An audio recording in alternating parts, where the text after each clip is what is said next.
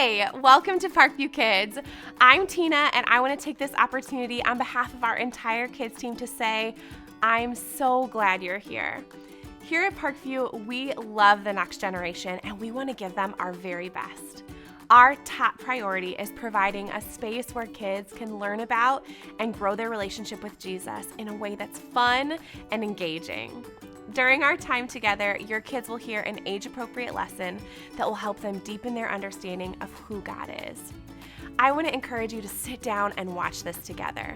We hope that this will provide a foundation for you to have great conversation together as a family about the truths that are talked about here.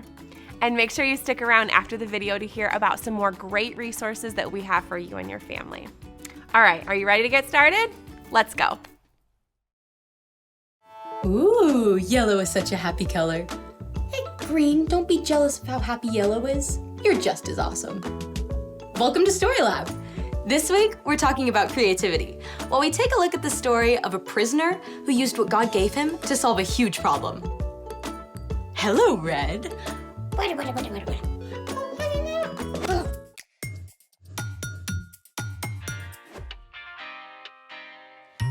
I'm Skylar, and I'm waiting for... I'm here! I'm Sebastian. Okay, great. Today, we're talking about creativity, which is using your imagination to do something new. What do you have here? A bag of gold. Actually, corn can come in many colors besides yellow. Black and brown. Red and orange. Green and blue. Even purple and pink. There are many colors, but this corn is yellow. But why have you brought in the corn?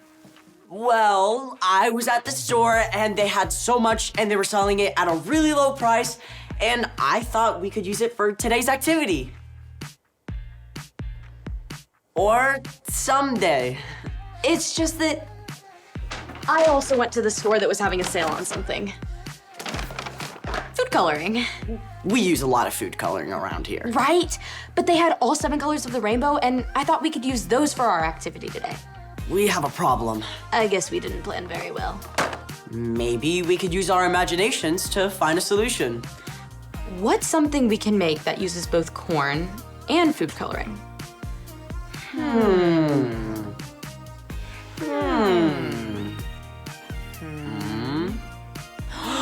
Rainbow popcorn! Let's make it! The first thing we need to do is Pop this corn. Whoa, never saw popcorn pop that fast. pop your popcorn however you like to do it in your home. Then separate it into containers for each color you want to use. We have 7 colors, so we have 7 bowls of popcorn. Now we need to mix our colors. The color mix includes sugar, milk, and food coloring. We'll also need some heat. Since we're working with heat, definitely make sure you've got a grown-up to help you make this.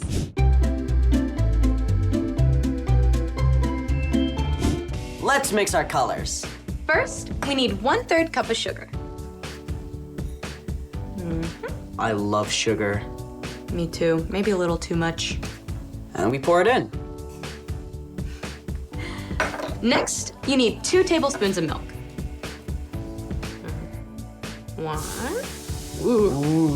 and 2. Finally, we'll need the food coloring. Let's start with purple. Yes, purple. Alrighty. Mix while you add the color. Add as much as you need to make sure you get the color you want. 3 to 4 drops. That purple looks amazing.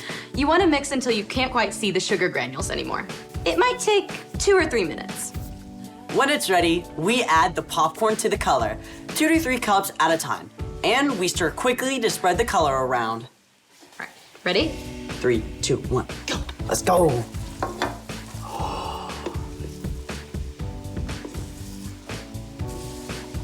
You're gonna want to do more of a folding motion rather than a stirring. Wow, this looks delicious. Can we eat it now? We actually have to wait for the sugar to cool and harden. Okay, speaking of waiting, it's time for... The story before the story. Today, we're in book 1 of the Old Testament, Genesis. God created this amazing world, but people turned away and broke their relationship with God. But God had a creative plan. God promised to restore people to relationship through Abraham and Sarah's family. One of Abraham's great-great-grandsons was Joseph. God had given Joseph a gift for understanding dreams, but this gift got him into trouble with his brothers. Long story short, they sold him to be enslaved in Egypt. Even worse, Joseph was lied about and thrown into Pharaoh's prison. But God had also given Joseph the gift of wisdom and the ability to lead others. So, even though he was in prison, Joseph was placed in charge of all the other prisoners. Which is where our story starts. Take it away. Hey everyone, I'm Erica. Hey, Erica. Joseph must have felt like he had a world of problems on his back, but he was about to face a challenge bigger than being in prison. In fact, this challenge was bigger than the whole country of Egypt. But God had been preparing Joseph for many years. One day, Joseph saw that two of the other prisoners were upset. What's wrong? Are you okay? We both had dreams last night that have left us confused. Yeah, we can't figure them out. Because of his gift from God, Joseph was able to understand what the dreams meant, and everything Joseph told the two men came true. One of the men, the Pharaoh's drink taster, was released from prison just 3 days later. Before he left, he promised to tell Pharaoh about Joseph. But the drink taster forgot. Years went by. Yes, years. Joseph continued to serve faithfully in the prison. One day, Pharaoh himself had 2 dreams that he could not figure out. Can no one tell me what these dreams mean? Pharaoh had asked all the magicians and wise men of Egypt to help him, but none of them could offer an explanation. Oh, great Pharaoh, I've just remembered. 2 years ago, you were angry and put me in prison. While I was there, I had a dream, and a young Israelite man told me what it meant. Everything he said came true. Guards, bring me this Israelite at once. Joseph was given clean clothes and a haircut and presented to Pharaoh. I've heard you can interpret dreams. I can't do it. My God is the one who knows what dreams mean. Good enough for me. Here is my first dream. I was standing at the edge of the Nile River. 7 healthy cows came out of the water and started to eat. Then 7 bony, unhealthy cows came out of the water and ate the healthy cows, but stayed just as bony as they were before. Pharaoh also explained the second dream, in which the same thing happened with heads of grain. Now, young man, what do you say? God had given Joseph a gift, and Joseph had practiced for many years. He was ready. Both of Pharaoh's dreams mean the same thing. God is showing you the future. The 7 healthy cows and heads of grain represent 7 years where you will have plenty of food to harvest, more than you'll need. And the 7 skinny cows and dried up heads of grain represent 7 years of famine and hunger. Then, God gave Joseph a creative idea. You should find a man who is wise, understanding, and trustworthy. Put him in charge of all the food in Egypt.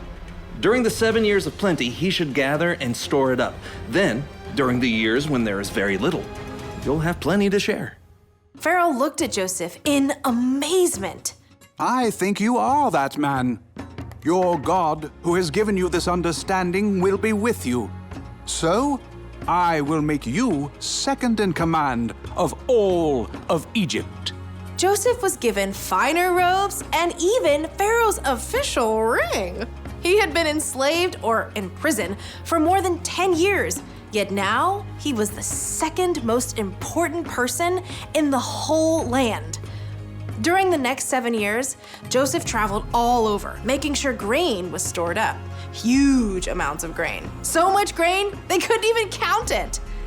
Then the famine came. No one could find enough to eat in Egypt or the lands beyond. People came from everywhere to beg Pharaoh for food, and he sent them to Joseph, who provided what each family needed to live. Even Joseph's own family came from Canaan in search of food, and in the end, The creativity God gave Joseph helped save Joseph's family from starvation too. The end. So, was this a brand new way of storing food that Joseph invented? Well, the Egyptians have never needed to store up this much food for so long. I mean, I can't imagine where I want to put all my popcorn for the next 7 years, along with all the other food. So, What's our part in the story? You may never be imprisoned unfairly or asked to appear before a king, but we all encounter problems to solve in our daily lives. Some can seem smallish, and some can seem really big. Like if I have a disagreement with one of my friends on how to play a game. You can use the creativity God's placed inside you to figure out a new way to play together. I feel like I'm not always that good at that kind of problem solving. Well, remember that God has always been in the business of problem solving. Even when we turned away, God sent Jesus to restore our relationship with God. We're each made in God's image, so we can reflect that problem-solving creativity. But it does take practice. Joseph had to practice his gifts for years before he found himself in front of Pharaoh. So, what if I don't know what my gifts are? Well, you can use your imagination to help you figure this out. Think of things you do that seem to make others happy. Maybe writing a story or planning a party. I like making snacks for my friends. I like helping people organize things. Sounds like you're on the right path. See you next time. Bye. Bye, Erica. So here's the thing. You can use what God gave you to solve problems. Just like Joseph did. Just like we used our imagination for Rainbow popcorn. Do you think we should eat it all now or save some for later? We should definitely save some for later, or you're gonna need a creative solution for a tummy ache. Yum. Thanks for joining us in the Story Lab. See you next time. Let's go. Yes. First time. Thank you so much for tuning in today. We hope that the truths found in this lesson will take deep roots in your family. Speaking of your family, we want to walk alongside you on this journey.